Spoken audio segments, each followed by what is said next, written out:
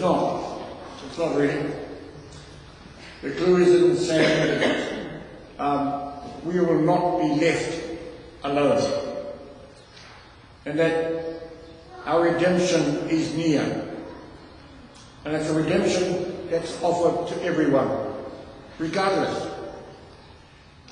Most of us like to think that we will do the right things and we will make it. All those who do the wrong things won't make it. Well, that's not what the gospel says. The gospel says that redemption is offered to all people, regardless. You probably think to yourself, that's a bit unfair, but whoever said life was fair?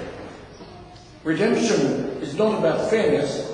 Redemption is about God saying to you, you matter.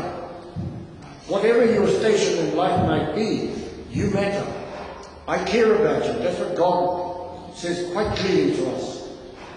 And it's only appropriate that that reading is ours on Advent Sunday, as we approach the day of Christmas, when we celebrate the birth of Jesus. There is the beginning of redemption for humanity. It's in the birth of a child. We might tell ourselves that it seems an odd way of doing things, that God, that we escape punishment or whatever else. We might like to think we can visit upon all humanity. But the whole purpose of God is always to redeem humanity.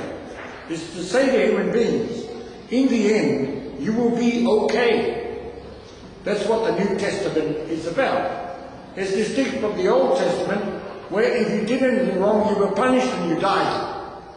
There was almost no sense of hope. But with the coming of Jesus, the whole order is changed.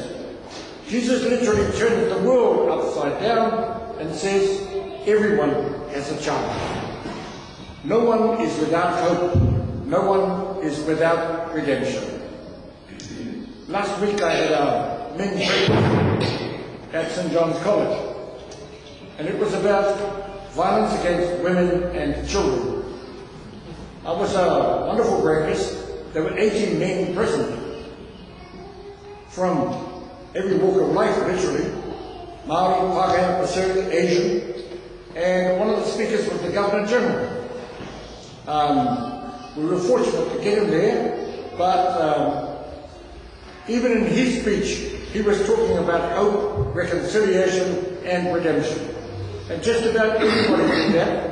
But I think the person that struck me most was the Raratonga speaker, Alfred Ngara, who's passionate about the gospel of Jesus Christ and shows it in his life, about how he, in a moment of anger, he was about to throttle his son actually, and his son kept saying, Dad, Dad, it's me, it's Roxy. He said, at that moment, I saw myself and I had to pull back and tell myself this was not the way forward. See, that's the moment of redemption. It's when a parent goes to raise their hand to smack a child and they stop. That is a moment of redemption.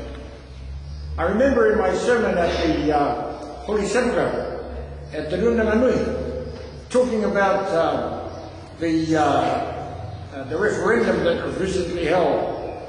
And what I could not get over was that only 27% of Maori actually voted. But what staggered me was 88% said it's okay to smack a child. My response to that is, for a priest, these are hands that God gave me. These are hands that are raised in prayer. These are hands that can enfold another human being in an embrace.